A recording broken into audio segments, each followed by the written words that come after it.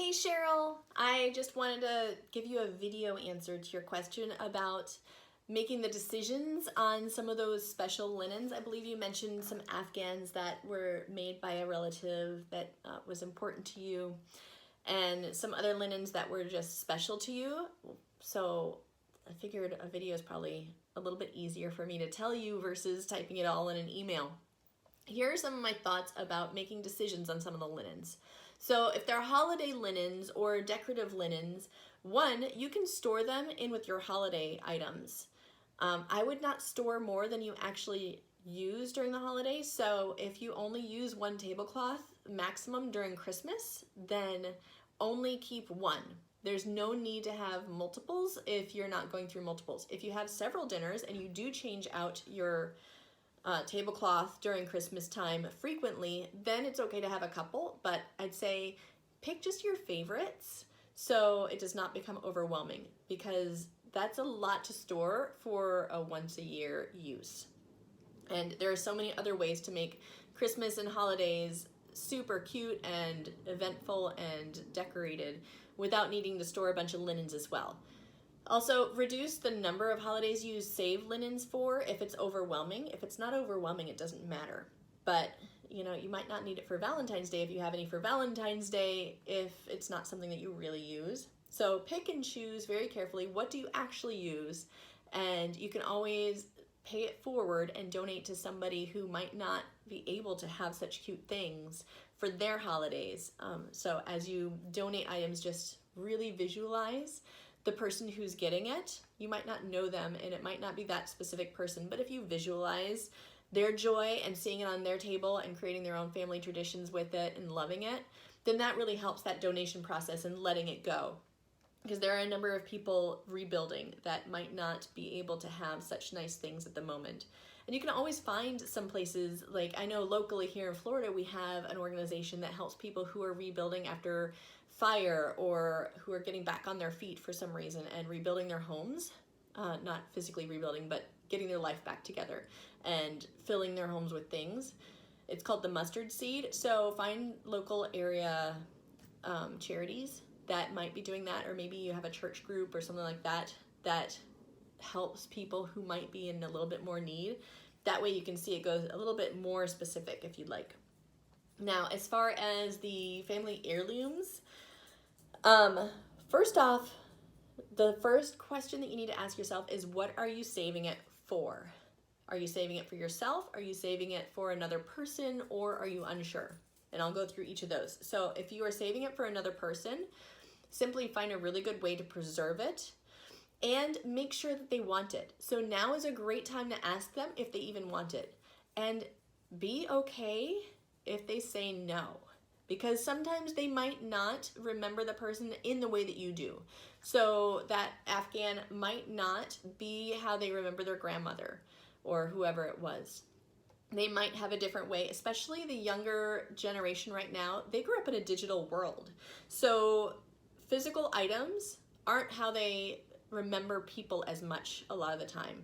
So if they say no to the item, does not mean that they don't still want to remember the person. They just have their own way of honoring that family history and of honoring that person. And a lot of times it's a digital way. So they might have saved clippings that they found on the web from that time period, what they did, or digital photos, or they might rely a lot more on their memories and remembering the stories. Excuse me. So be okay with them saying no and honor that and find somebody who really is going to love it. Because if you save it, even though they've said no, then you're just going to be disappointed later and frustrated that you spent all that time saving it and preserving it. If they do want it, then make sure to just preserve it nicely. Whether you're putting it in a bin or doing the fancy dry cleaner preservation, there's no right or wrong answer. Throw some cedar chips in with it and get it out of your main space. So that would be the perfect thing to go in a very, very, very top shelf of your linen closet or any closet that you have the space.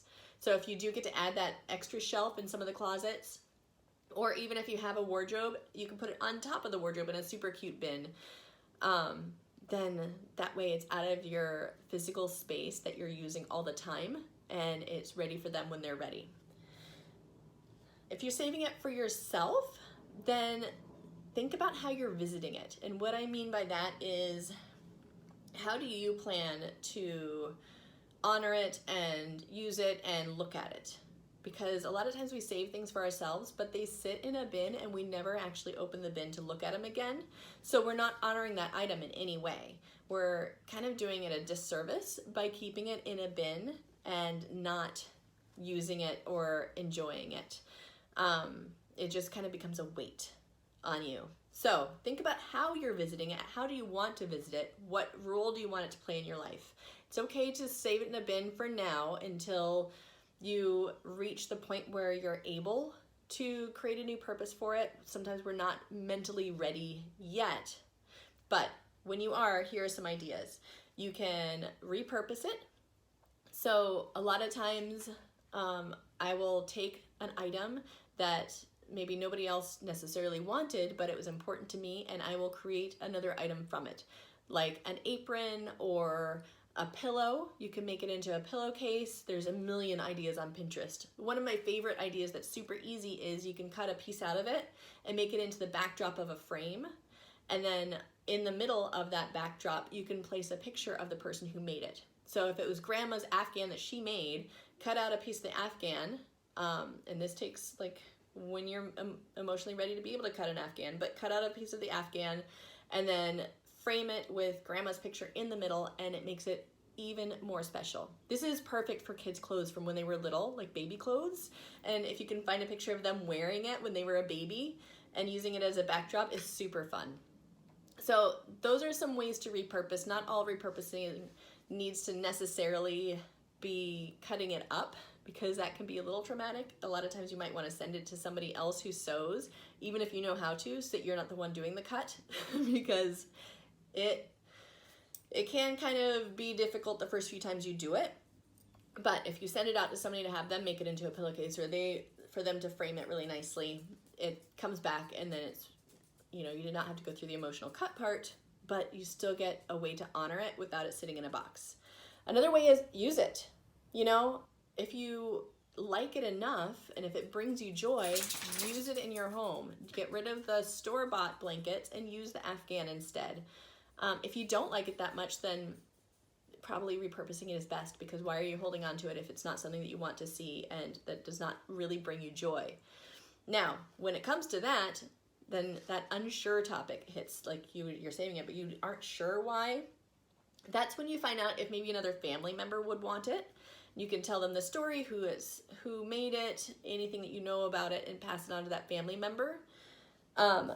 Or if they have like a family reunion group. I know some families, I'm not connected to a family that has deep roots, but some families have like a genealogical reunion type of a group, where if you're like from Clan McDonald, then there's so many get-togethers for the McDonald's, and there are people who really love the genealogy of it, and having items from somebody within that family line would be of high interest to them. So if your family has anything like that, you might want to just do a Google search and see if your family does have anything like that, or if you happen to know a family reunion group, a genealogy group. Sometimes if it's from an interesting period of history, or if there's something unique about the way that it was done, some of the history societies would like it. And then there's antique shops love these types of things a lot of times, when you can tell them what area it was made in, what time period, and then they can sell that in their antique shop sometimes. So that way you are more likely to have somebody who's going to honor the history side of it versus just the nice things that they're being given. So those are some things to do with the linens and blankets. If you're not quite sure what you want to do with it, it's not really bringing you joy anymore. Sometimes things bring us joy for a while, and then we can let go of them. And sometimes things, we keep them because we think that we should. Yeah, I encourage you to take the word should out of your vocabulary, because everybody's different. There's no right or wrong answer to any of this. So if you're keeping anything because you think you should, then that's the best reason to get rid of it. And if people don't like it, then they need to take the item, quite frankly, because they're not offering to store it either. They expect you to be the storage person for everything, and no. you can't be responsible for holding the entire family history either. If they don't want it, then they need to be okay with you letting it go as well. And you can tell them. Also, if nobody wants this, I will be donating it to XYZ, or I will be selling it to an antique store. I will be cutting it up, whatever. Let them know so they're not surprised later if it's a big family thing that you're worried about the backlash. But if they choose not to take it, then they are giving you the okay. And really it does not matter if they give you the okay or not, but that's just how it has to be. Sometimes we need to draw a strong line. And then also, a lot of times if you are gonna let it go, you can take a photo of it and then use that photo in a scrapbook or put it with any genealogical records that you have right on the back, what it was and who made it and all the information. So you still have the image of it and the memory of it. And then people will find that interesting without having to hold the same, like hold the big bulky Afghan itself, because over time it's just gonna degrade anyway. You can also put it in put the photo of the picture, photo of the item in a frame with the person's photo. So you can always do a frame with both photos, and it could be, you know, grandma and a picture of grandma's Afghan if you wanted to, or even like you wrapped in grandma's Afghan of the generations together, that type of thing. So you can honor the photo in a way of instead of the item itself. So I hope that this helps you with the decision making and figuring out about linens. And yeah, if you have any questions, let me know. I'm so glad that you're a part of the group and you're doing amazing. I just absolutely love all the ways that you're showing up. So keep it up. You're awesome. You're rocking this, and I will see you over in the group. Have a wonderful day.